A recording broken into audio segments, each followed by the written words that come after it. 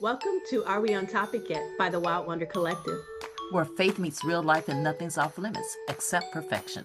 We're your hosts, Dr. Melody, Mama Viv, and yours truly, Angie K. We're talking all things ministry, motherhood, marriage, mindset, and the messy moments in between. Here, the conversations are real, the grace is deep, and the coffee, well, hopefully it's still hot. So whether you're driving, multitasking, or hiding in the bathroom for 5 minutes of peace, grab your pen, grab your journal. Or let's be honest, your laundry basket, and join the convo. Let's get into it. Welcome to Are We On Topic Yet? And we are the Wild Wonder Collective. I am Dr. Melody. We have Mama Viv. We got Angie K. And we have a special guest on with us today. Pastor Ryan is back. Hey, good to be with you. Yes. Do you guys remember when he joined us? I don't even remember what season it is because we flow so much. I don't know. Well, we had a good time. We had a good time. We had a good time. Yes. Yeah. And it was a previous season. Yes, it was a previous season. Yes, he was on with Pastor Dustin. And so that's right. We have brought him back to pour in more knowledge to us. But before we jump into that, Pastor Ryan, for the people who have not met you yet, can you just say a little bit about yourself and let them know who you are? Yeah, absolutely. Well, thank you. My name is Ryan Hart, and I'm the pastor of Kingdom Church in St. Louis, Missouri. I love what I do. I love being with God's people. I love being able to have the honor of being a leader in one of his churches. And then in addition to pastoring at home, I love working with other pastors and church planners and leaders around. And so I get to do a fair bit of traveling and kind of fanning the flames of the movement of the Holy Spirit in different environments. And so, but it's an honor to be on here with you today and to be able to just jump in and talk with you. I love the last time I was with you, and I'm looking forward to today's conversation. I saw the notes and it's going to be fun. So awesome. So good. Well, Angie K, why did we bring him here? What are we talking about? Oh, we're going to do a fun one today. So we're going to talk about forgiveness without reconciliation, what healing looks like when restoration isn't possible or wise. Ooh, yeah. That is a heavy, heavy topic. And so, it's guys, all that, isn't it? Listen, I think we've all seen ourselves there at some point. But guys, what we're going to hit on today is, does this feel controversial? Defining forgiveness clearly, when reconciliation is not safe or wise, grieving the relationship you wanted, finding closure within yourself, and can forgiveness have boundaries? All right, y'all. Y'all ready to dive in? Let's go. Listen, I wanna kick this off. I don't even know if this is in our notes. Just for y'all, our friends out there, I never read the notes, y'all. I just I wing it. It's the best way. It's the best way I show We're up. so different. I think you get the more authentic version of Melody, the less I know what's going on. But I wanna kick this off with just asking a question to you, Pastor Ryan, because I saw a client recently, and we were talking about reconciliation, and she was talking about the difficulty that she faces with reconciling. Her family has a history of cutoff, right? That's kind of how they establish their boundaries. And so I just kind of wanted to talk about that vantage point of people who feel like it's safer for me to cut more people out of my life than pursue reconciliation. So I'm sorry if I'm off topic, guys, but that's where my mind is. And so I just wanted to kind of throw that out there. I don't see it in my notes, but go ahead. I love you, Mama Viv. That's fantastic. All right, let's jump into it. So the question is kind of around reconciliation and cutting people off, and what's that tension or dynamic, or is it okay to cut people off? Is that the question? Or I think speaking into that, but also when you establish a culture, a cutoff culture within yourself, where you're giving yourself permission to do this over and over and over again in the name Right. Okay. of these are my boundaries, right? Yeah. No, that's a great clarification. Thank you. Mm-hmm. Um, listen, I think there's times where a boundary might include a removal of access or cutting off. Mm-hmm. The language of cutting off is super intense and harsh, but it's Yeah. real at the end of the day. The language I would use is probably we're gonna limit access, but the result is the same. Mm-hmm. And I think the language matters because one has love and dignity for the person, Yeah. and so if I say, hey, listen, we're gonna have to. It doesn't feel comfortable if you're on the receiving end of somebody setting up or removing access, but to just say, hey, I'm cutting you off, it really touches at the dignity of a human, and Mm. so I prefer the language of that for that reason of saying limited access. That being Yeah. said, though, yeah, I think there's times where that's needed. In fact, Mm-hmm. there are times. It's not. I think there absolutely are times where that's needed. But there's a difference between a case or situation where that's needed, and then what you used an important word, a culture. Yeah. And when I do come across somebody who has a culture of cutoff, Mm-hmm. and this is we got to set boundaries, and boundaries mean cutoff. Boundary means no relationship. To me, that's a massive warning or red flag that the person cutting off people really needs some healing because Yeah. they're actually moving into self-protection mode, Mm-hmm. and that's an indicator that there's probably some extreme anxieties, fears, worries. Some of them are going to absolutely be founded and rooted in trauma and things walked through.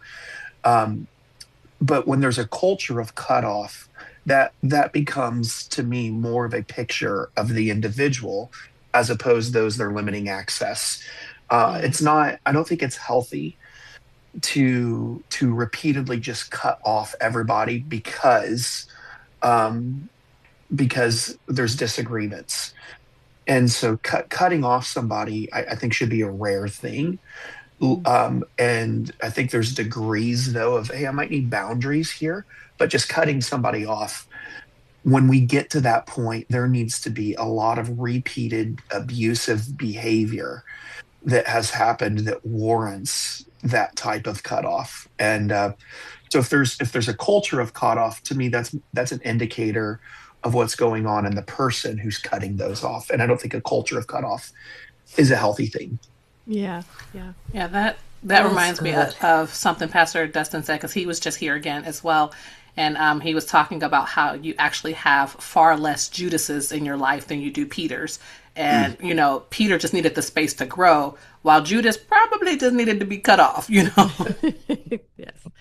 I think that's such good information and a great way for us to kick off this discussion because I feel like the discussion is from the flip side of it, right? Where we are maybe receiving or wanting reconciliation, but the person is not willing to reconcile with us. And so, we have both sides of that where we're choosing whether or not someone should have access to us versus someone else choosing. So I think hitting both Yeah. areas is important, right? An important facet to this discussion. But It is because yeah, not everybody is entitled to unlimited access to you. In fact, right. I think the people that are entitled, and I don't, I normally dislike the word entitled, but that are entitled to unlimited access, I'm going to go. That's immediate family. That's my Hmm. wife, kids. There is unlimited immediate access there. But as soon as I move beyond immediate family, there might be massive access given even to my parents. I'm an adult, right? My Right. parents, but as far as unlimited immediate access, some of that, if I'm in a meeting, I might screen my dad. I'm not going to screen my wife. There Right. is a difference. And so Yeah. that's just my opinion there. I'll call dad back in an hour, but my wife, April, she gets through in that moment. Yeah. Yeah. I And I it feel may, like oh, go ahead, Mama Viv. no, I was going to say it may feel controversial, but we could be forgiving, but we should also be wise. Come on, that's good. Godly wisdom. I was going to say, I feel like Jesus demonstrated that to us, right?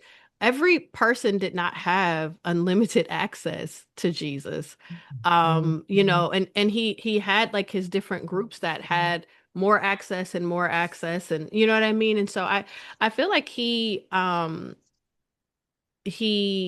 he walked that out for us and demonstrated what that's supposed to look like. Now, obviously, Jesus wasn't married with children, so um, his immediate access people looked different than what we Right. might categorize it as. But I feel like nonetheless, it still was demonstrated in his walk. Yeah. Sounds so good. Okay. Mama Viv, I appreciate you using the word controversial because that's where we really were supposed to be. I was trying. He's like, bring it back, right?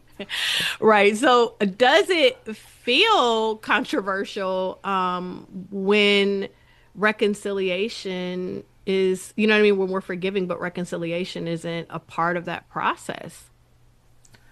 I think it does. I think like a lot of times we grow up in this culture where we feel like you have to be reconciled to someone. Like that's what a lot of us have been taught that forgiveness is. Forgiveness equals reconciliation, and that, but that's not the truth, obviously. But when you grow up in that, sometimes it's hard to break those chains, if you will, of thinking one way and realizing, oh, that's actually not the truth. And sometimes it's actually unhealthy to reconcile. You know, when you can. I mean, the Bible obviously tells us that we should try to be at peace with all men. So when you can, you should reconcile. But when it's not healthy or wise, you ought to think about it and ask the Lord about it.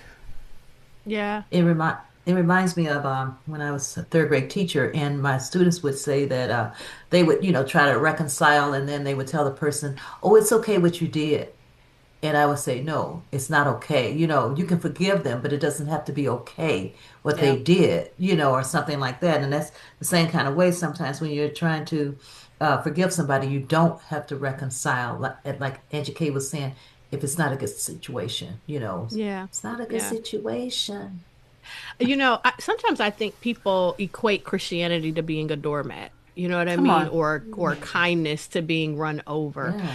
And I want Jesus was not a doormat. Not by any stretch of the imagination. Now he was not evil, but he was not a doormat. And so I think it's about realizing that you do have the power to operate in things that are healthy for you while still demonstrating Christ-like behaviors, right? And so choosing not to reconcile in a situation that is not healthy for you is not going in the direction of the enemy. Honestly, I feel like that is actually very much Christ-like behavior because God is telling us to not only take care of ourselves, but also to you know what I mean?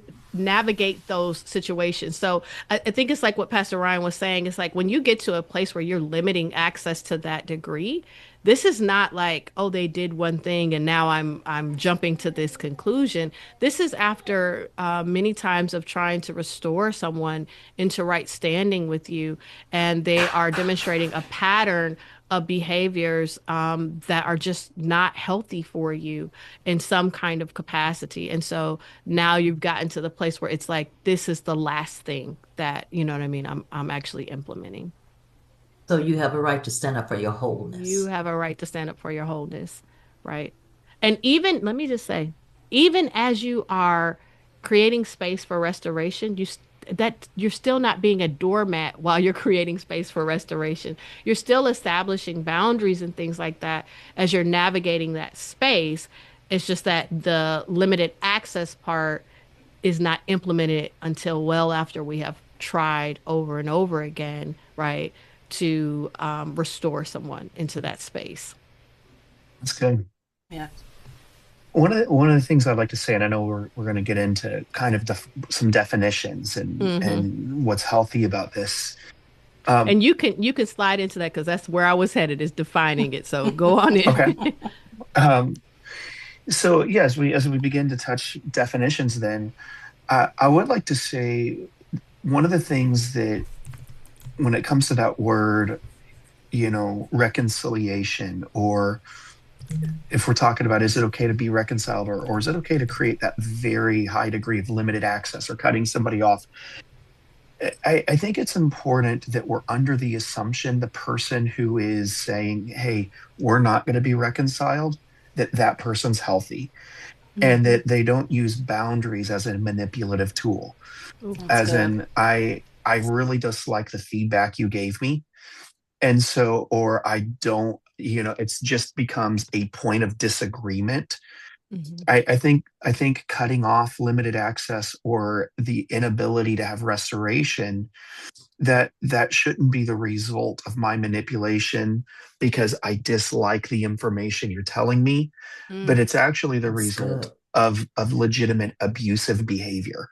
Come on. And Yes. So it's good. important that we don't weaponize some things like reconciliation and forgiveness are not being the same thing, that we don't take that, and we'll dive into those definitions, but that we don't weaponize this and, well, I got to protect me, or that this is what's best for me.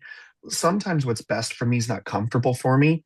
And what's best for me is to actually be quiet and listen and eat the humble pie, or do the hard thing.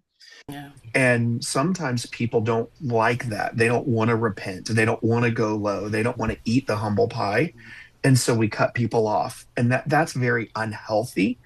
And in that, if we're talking about reconciliation, it's important, I think, that we start with a baseline assumption that we actually are dealing with two healthy people, or that we're dealing at least with one healthy person, That's at so least good. one. Right. Um, So good. and That I think is I so think that good. matters, because otherwise we can get into, well, I'm just cutting you off because we don't see eye to eye. Right. And that's immature. That's just immature. It Yeah. happens. I'm not saying it Mm-hmm. doesn't happen, Mm-hmm. but there's a better way, Yeah. and Oof. it's That's humility. good. Um, but forgiveness, right? Like, so forgiveness and restoration, asking, why does that feel controversial to some? And I think that some people equate the two, because we have a God who both forgives and restores. And that's his heart. He wants us restored. Let's start that relationship. He forgives us of our transgressions, but then he also wants us restored in relationship with him. What's been broken, he wants restored and repaired. Um, but what happens is we often conflate forgiveness and restoration, as Angie K was saying a little bit there. And so the difference, I would say, is there's this beautiful scripture where Jesus is teaching his disciples how to pray, Matthew 6. It's the Lord's Prayer. Our Father who art in heaven, hallowed be your name. Thy kingdom come, thy will be done on earth as it is in heaven. And then what's he say? He says, forgive us our debts as we Mhm. forgive those who trespass against us.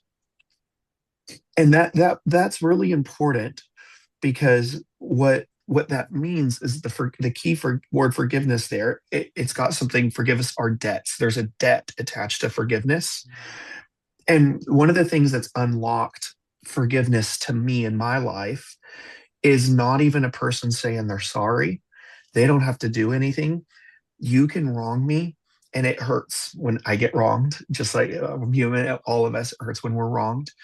You can wrong me, but even if you've slandered, accused, whatever it is, even if you've wronged me, it's on my end. Am I going to hold you in debt to the way you've wronged me? Mm. And that debt could play That's out good. in many different ways, many, many different ways. But probably one of the first, the elementary and most common way that debt plays out is this. Ready? You owe me an apology. Yeah. Mm. The moment I say you owe, that means there's a debt there. You owe. Oh, come And on. so Wow. if you have a debt with me, I hold you to what you owe me. Now, Mm. it gets a lot deeper than an apology, but Right. a lot of us at least have that part down. You owe me an apology. So if I hold you, listen, if this relationship's going to go forward, I need you to own up to what you did. You owe me this. You owe me this apology. Now, that might be a part of the restoration, but it can't be a part of forgiveness, Come on. Yeah. because Mm. forgiveness says I'm erasing the debts. Forgiveness says, you do you know what? Sure, you do owe me an apology. You owe me making this right. We can go down the list of depending on the situation, what is owed. But I'm asking God to forgive me my debts as I forgive those who have transgressed against me. So it's really important that anytime somebody owes me something, forgiveness is me going, you know what, you don't owe me that anymore. You Mm, don't owe me an apology. so Whew, good. You don't owe me a conversation. And if I can do that, that work has to do with my heart. Now, that's in my heart. And that sets me free from bitterness. That sets me free from pain. That sets me free from emotional heaviness, depression, anxiety, worry, negative outcomes constantly playing in my imagination. If I can erase those debts, it sets me free, not necessarily, it sets me free from that. And once I'm free from that, restoration of relationship, reconciliation becomes much easier to accomplish Yeah. because it's very difficult for me to be reconciled to somebody if in my heart they owe me something. I Yeah. have a debt on them. So forgiveness actually needs to come first. But now what happens if I've erased their debt in my heart or in my soul? That doesn't quite mean they've rebuilt the trust that was broken. And that's where reconciliation begins to click in.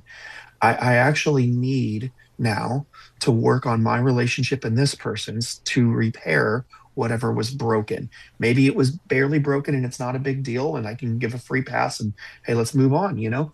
But maybe there was something deep that was broken and restoration might look like a process, reconciliation. And I do think, and I'm sorry, I don't want to talk too much. I want to give it to you ladies. No, no, Oh, you're no. fine. This is good stuff. Say, But come with. I do think that reconciliation is ultimately what the Father, what God would want for us. But we have two things working is we have the Father, but then we have people as well. And so, especially if we're talking about another Christian, uh, the same Holy Spirit who lives in me lives in my brother or sister. And that Holy Spirit in them is the same Holy Spirit in me. We don't have three different Holy Spirits, it's the same Spirit. And He is desiring to heal both of us of our wounds. And His desire is that we could be reconciled. But what you have is my own willpower. He doesn't override my willpower. And I can choose to hold on to my debts, or I could choose to say, hey, that trust was broken too much. This relationship is not restored. And that's not necessarily a wrong or sinful choice, but I do think it's the lesser way when restoration is possible, reconciliation is possible. My opinion, we should seek reconciliation of relationships when possible. But sometimes I think there are situations where that's very, very difficult. And that is okay. That is okay Yeah. because forgiveness once again is about the debt issue, and it's when I forgive you of your debt that I'm holding you to, ultimately that's freeing me of anxiety and negative imagination and worry and bitterness and all of these things that get in my soul. But the reconciliation aspect, well, that takes two parties. That takes a couple people, and sometimes there might need to be some limited access boundaries. You know, hey, you know, maybe whatever it was before, if this relationship's going to work, I need you to come talk to me before you go talk to this person over there. You know, that you broke trust with me. Let's talk first, or who knows what it is. Yeah. So yeah. Ooh, that was so good. Let me just say, Uh, I love the debt aspect of that because I had never thought of that word. That word had not stood out to me Mm. in the Lord's Prayer. I always thought about forgiveness as letting go, which is going alongside with what you're saying, but it's essentially letting go of the debt. Deeper. Yes, but the one thing I wanted to add to what you were saying, and not really add, but just clarify for people listening.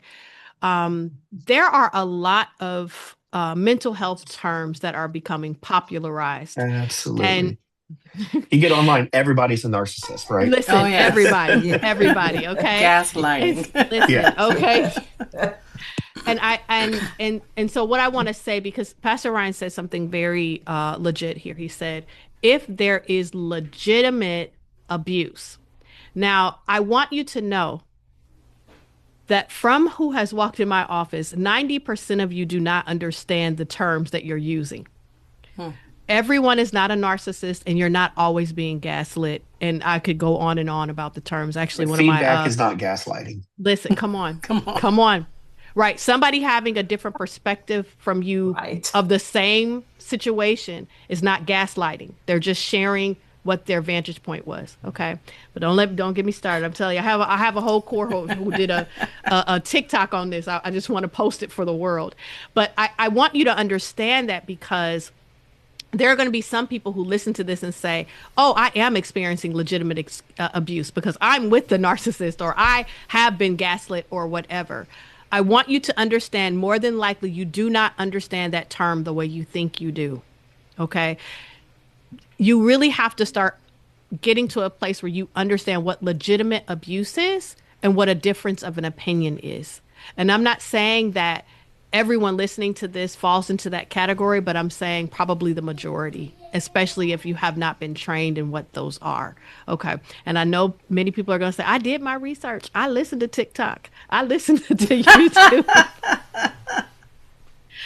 And I'm going to tell you that you still probably are struggling with what that actually means. Well, Dr. So, Melody, if yeah. I could, to what you're saying, it's easy for us to diagnose other people without Come on. self-diagnosing ourselves. Oof. So You good. know, and That's I think that's good. one of the challenges is, with there's so many TikToks that are, hey, if you're with this person and you see these 5 things, this is a narcissist, or you're being Right. gaslit.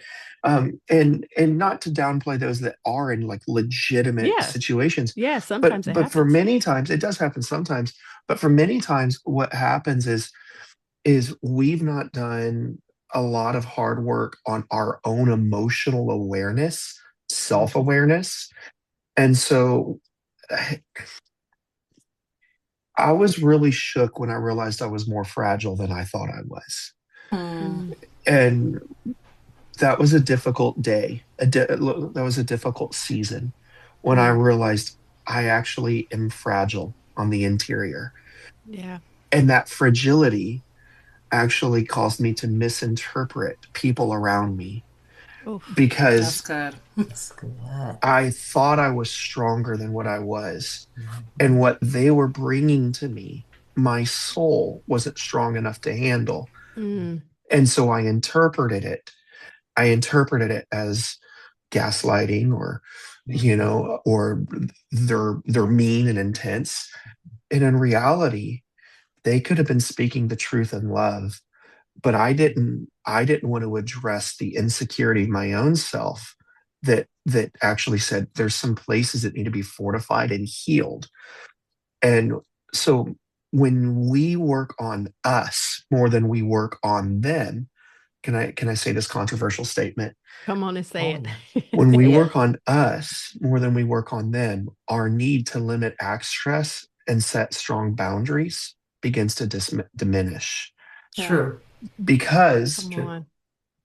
because a wounded soul is that, and I know that sounds so intense for many So people because we good. don't want to talk about it, but a wounded soul is at the mercy of its environment. Yeah. Oof. Uh, Woo. It's and good. and so whatever's happening in my environment often dictates what's going on in here. Mhm.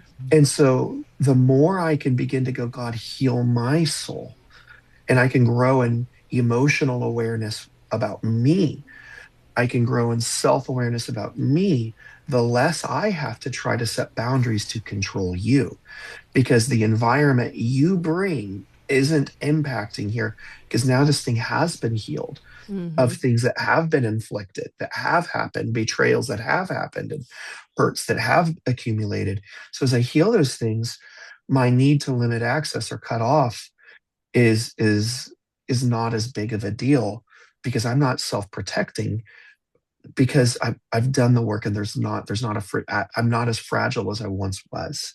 Come on. But I think Yeah. Come that's a on. thing that's difficult for people, because it goes against our ego and pride to say I'm fragile, Yeah. Yeah. especially especially for men, especially for men. That's it. That's I, it. Go ahead, Angie I K. love that concept of this self review. I think that all of us are in deep need of a lot of self review, and then I also think that we're also in deep need of perspective changes. Yeah, Asking good word. God to see people through His eyes instead of our own eyes and our own thoughts and our own worldviews. And a lot of times we're missing the character of people, the true character of people, because we're so busy looking through damaged eyes and eyes full of trauma and all these things or whatever. I just think Okay. about a situation that I'm actually still dealing with, where I said something to someone in love. It was the truth. It was actually verified truth through the Lord, and through situations that happened post or whatever. But it hurt the person's soul because they weren't ready to deal with that truth. And so they actually haven't spoken to me for about 10 years. And I've been praying for reconciliation over these 10 years. Mama Viv and Dr. Melody, will tell you I still have some times where I cry about it because it's just, it just hurts my heart that the person would think, that those words were sent to be daggers instead of love, but it's like, stop and ask the Lord, what is the character of the person? Are they sending this message in love? And is this message true? And do I need to self-reflect and take these words and bring them to you so you can change the space inside of me? So good. So It good. is good. The one thing I will say is if this helps some of us out here who are struggling with owning our own insecurities and saying, hey, yes, that is me. I do live with them. I want you to realize that that's what essentially happened in the Garden of Eden, right? When we ate of the tree of the knowledge of good and evil, and we started understanding judgment and things like that, it birthed insecurities inside of us about ourselves because we began judging ourselves and we began feeling like we wanted to control, all right, how we're perceived. We want to control relationships. That's how we combat the insecurity and the judgment that we feel. And so what Pastor Ryan was talking about, when we get with God and we start allowing him to heal that, that is God course correcting right after redemption has happened, because Jesus has already come, redemption has happened, it's about us living it out.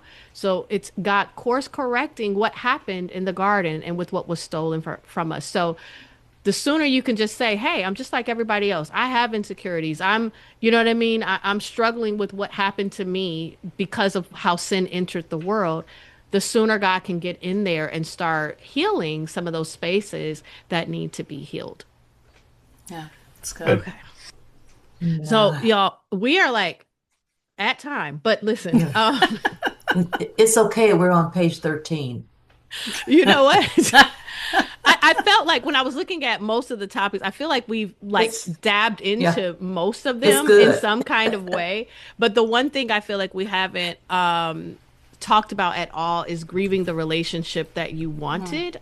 And so I think that that's just something that's important that maybe we can say something about and then jump to encouragement so we can honor Pastor Ryan's time. Oh, no, thank you, ladies. It's an honor to be here. Yeah. Yeah. Yeah, I think it's important to acknowledge what you wanted and what you thought was going to happen out of a relationship. I think about my relationship with my own dad, and we've had struggles. There was a point where I didn't talk to him at all, and now we're in a much better place where forgiveness has happened, reconciliation has happened, all the things. But because there was a large stint of time where we didn't talk, there are pieces of me that he does not know. And so sometimes when I see other little girls with their dad, it triggers something in me. And I'm like, oh man, like if we didn't have that time away from each other, he would have had those pieces of me. And so I literally have to take time and say, that makes me sad. Lord, I need you to come in and fix those areas, that feel like they were stolen or, make me sad. So. I would just say, and I feel like I've talked a whole lot this episode, y'all. I'm sorry. But I would just say, I feel like any relationship that we have has not met our expectations in some kind of capacity. Like when Angie K was talking about this, I was thinking, what relationship can I point to that was like, that's the one, right? Every expectation was met. It's just people being people and us being us, right? With our own minds and stuff like that. And so I think we have to get to a place where we accept that, yeah, we are going to have some expectations and they're probably not going to live up to every single one. But it is important to give yourself permission to grieve the things that you are holding very dear, because some of those are not going to be like super hardcore grief moments, but there are going to be some that are, right? And being able to differentiate that, and when it is that hardcore grief moment, really giving yourself permission and time and space to actually grieve it. So, Yeah, and I think if you are having a problem with this, it'll be a good thing to sign up for a sozo somewhere, Yeah. some inner healing yeah. somewhere. I mean, it wasn't too long ago when Holy Spirit woke me up and reminded me of some things that happened when I was growing up, and it said, "Hey, you need to take care of this. It's in there." I mean, I hadn't thought about it in years, but yet the grief was still living there. And so it was like, okay, so I had to get a sozo for that. And hey, I'm feeling much better now. So I think you ought to do the same thing. I think we're talking about, you know, it's this grief of a relationship where there wasn't reconciliation. Hmm. I think there's two things. One, to go circle back to the beginning. Even if there's not reconciliation, I still have a responsibility to forgive. Mm, And so that matters. And if I can't forgive, the process of grief it's going to be slowed down and prolonged way beyond, because it's really, really hard because part of grief is acknowledgement, letting go. yeah. um it's a big part of grief. I can't really grieve something that I haven't accepted. Mm. And so part of that is, if there's a relationship that's not what it once was, a big part of grief is just looking at that and go, this was a relationship that was so important to me, Hmm. meaningful, and it's not that way anymore. The relationship has changed, and that hurts. That's sad. But accepting that the relationship is different is a big part of the grief. And as long as I go, no, the relationship, I refuse to accept that that's different, it's going to be hard for grief to actually move and process that. But before I get into the place of acceptance, I often have to get into that place of forgiveness. And Yeah. so I do think that forgiveness, if it is a shame that things happen and relationships go sideways, and sometimes restoration of relationships not possible. But there is a grief that needs to flow, and that grief is going to flow easiest because grief is a part of healing. And so that grief's going to flow easiest whenever we've accepted that the relationship has changed, and when we have forgiven, because that's releasing our own soul from that relationship and the bondage of bitterness and negative emotions and all those things. So good. Ryan, Pastor Ryan, you are someone where we can sit at the feet and just soak in the wisdom, right? Yeah. Um, so, guys, we have come to my favorite part of our episode, which is time for Encourage. encouragement. Yay! Yes. Yeah. Right. And so, for me, I'll just say, we've covered so many different topics. Not, it's the same topic, but it's like so many facets of the same topic. So, my encouragement is going to be, I just love Psalms 139. It's like one of my core scriptures where the writer is saying, God, you know me better than I know myself, so show me, right? And that was part of the process of what we were talking about, being able to get with yourself, find out where your insecurities are so that you can become stronger in the Lord. And then that means you'll be able to take on more from other people and win souls over with the love of Christ. So that's my encouragement. Get with the Lord, ask Him to show you you. And while you're there, ask Him to show you the other person too. Okay?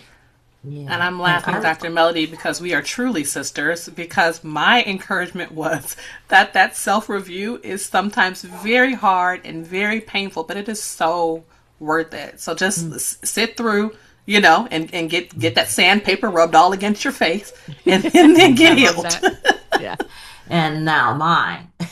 I like to say that when you go through forgiveness and sometimes you cannot seem like restore the relationship, that's something that may just happen. But the good thing is that you can always be restored in the process. Oh, so Yeah, good. I that's love good. Great that. word, Mama Viv. Mm-hmm. Yeah, I think I'm going to piggyback off of that because that was so good, Mama Viv, that it, the end of a relationship doesn't have to be the ending of you. Yeah. Right. Oh, And it's painful, but it's yeah. right there. I'm right there with what all three of you had said. And I'm looking at the show notes, and one of the bullet points in the show notes y'all sent that I just think is so powerful. I don't know who wrote this one, but you can release someone without reopening yourself. And Oh, I don't know which one of y'all wrote that in the show notes, but that's such a good statement that I want to pull on that one because that's good to know. yeah. Well, Angie K writes Yes. all the show notes, so Hey, all right, Angie. Yes. Yes. but we will And, give her and credit. and wait a minute. And can I attach you a little something that you can walk away and still walk away in love? Oh, Yeah. I love that. I love that.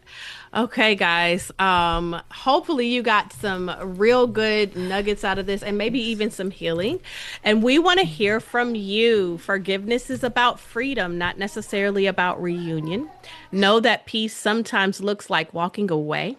Where might you need to forgive internally without reopening the relationship externally? So drop us a line in the chat, guys.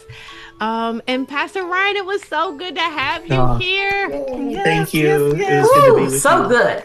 I hope you're not So tired good. of us because we probably will be calling again. Oh, no, no, no, no, no. I enjoy being Yeah. with you ladies. Yeah. You're a blast. You have a lot of good stuff in the brain. We just want to inhale I'm all of telling you. it. I feel the same with you. I love what you're doing, and I love this, love this, love this. So Awesome, awesome. Okay, so and listen, y'all know Angie K has kids, okay? So we're gonna just act like he's not Baby. screaming in the background. Because he's enjoying his TV program loudly. that's fun. Pastor Ryan, if you would tell the people how they can contact you if they want to.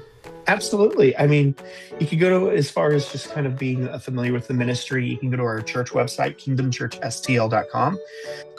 You can always email our church. Another way you can connect with me. Oh man, the camera did that. Another way you could thought I was dropping down. Another way you can connect with me is just social media, or even email. My email would be an easy way to get a hold of me. rhart@kingdomchurchstl.com. Okay, well that's it, Pastor Ryan. Thank you again. We're so Thank glad you. that you were able. Oh, I did it again. I know. I was I just did waiting. it again. Angie K, what are we talking about next week? Well, next week we're going to talk about when faith feels heavy. These are such fun topics. I tell you, we're kicking. So much fun. Thank you so So much. Okay, so thank you again, and we are going to let you go. Bye, our friends. Bye. Until next Bye. time. Thank you, Pastor Ryan. Oh, thank you. That's another episode of Are We on Topic Yet from the Wild Wonder Collective. If today made you laugh or feel a little more seen, Go ahead and hit subscribe, share it with a friend, and leave us a review.